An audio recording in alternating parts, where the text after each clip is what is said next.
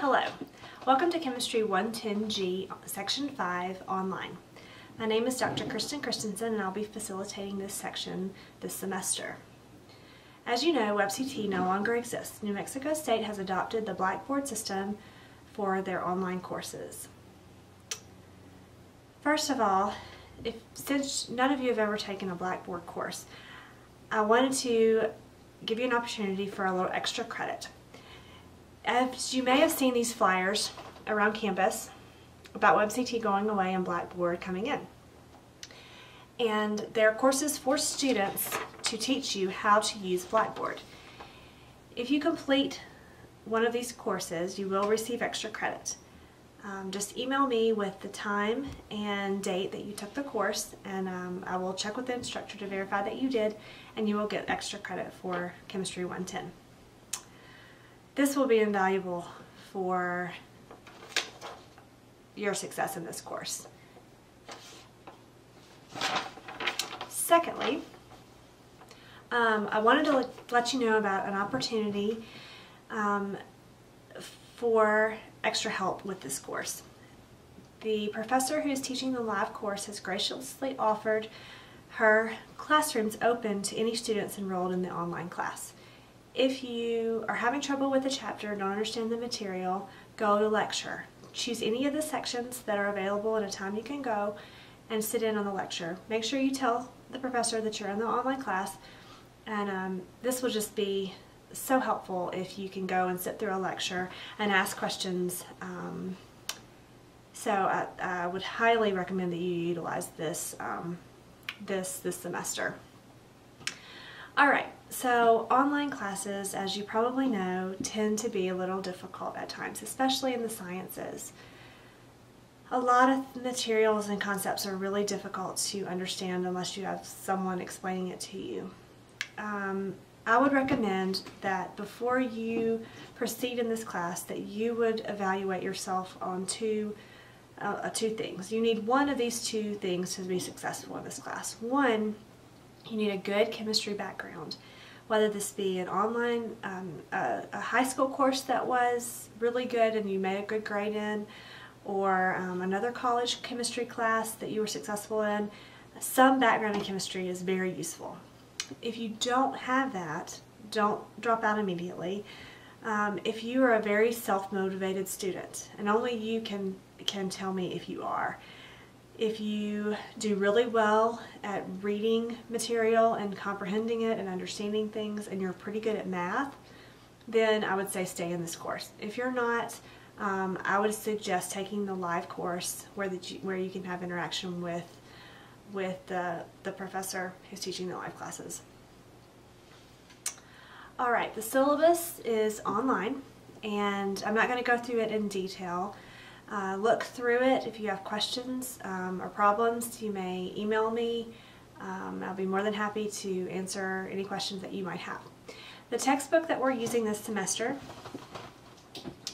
is Chemistry: An Integrated Approach, and this is the textbook by Kenneth Raymond, and it is the textbook that's being used by the live and the online course, so you should be able to find that pretty easily in the bookstore. Secondly, the lab for the online course is different from the live lab. The online lab comes with a media pack, and it's just for our section, Section 5. It's a media pack, and it comes with a workbook, virtual chemistry lab, sorry it's kind of dark in here, but it's got a picture of a chemistry lab, and then a CD, which has the same picture on the front. These are what we'll be using for the lab this semester. The nice thing about these is you can install this CD on a home computer, and you don't have to be online to complete these lab experiments.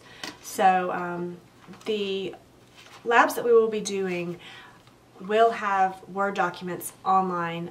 This is really just for your benefit if you want to write things out in it.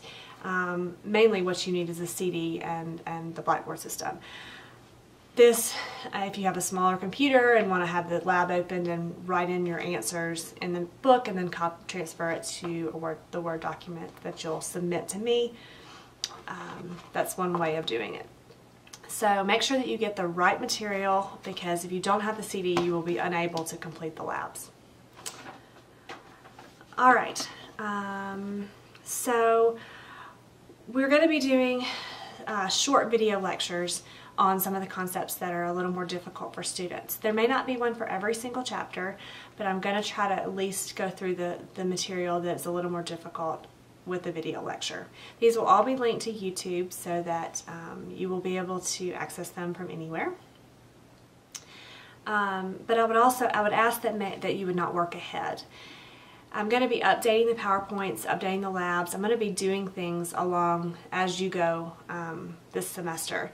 So if you need to work ahead, maybe send me an email and let me know that that's the case. But if you can just stay on task with the schedule and the calendar of the syllabus, that would work best for everyone. Okay, so in the past we've had exams and quizzes open for a short period of time, and it seems like most people taking online classes have unusual schedules. So what I've decided to do this semester is to open the quizzes and the exams for longer periods of time.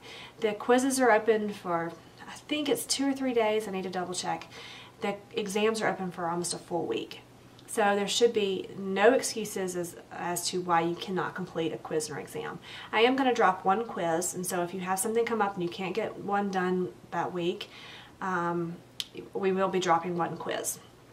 So that being said, I'm not going to accept any excuses for missing work. There's plenty of time to complete this, and if you are unable to do an exam or something major comes up, you'll probably need to drop the course, because there will not be any exceptions for missed work. All right, I think that's it. Be looking for a Chapter 1 video lecture in the next week. Courses start on the 20th, so everything is released at this point to you for Chapter 1. But there will be nothing due until next week. So go get your lab materials and your textbook and start reading Chapter 1. To prepare for the first quiz and the first lab. I look forward to working with all of you. It's a little sad I won't be able to meet you face to face. I may try to come down for the final exam. At this point, I think we're going to do the final though online so that can accommodate more people. But if you have questions, please email me. I'm a stay-at-home mom, and so I check my email pretty regularly. What I would say though is if you don't, I'll let you know if I'm going to be out of town, so that if there's any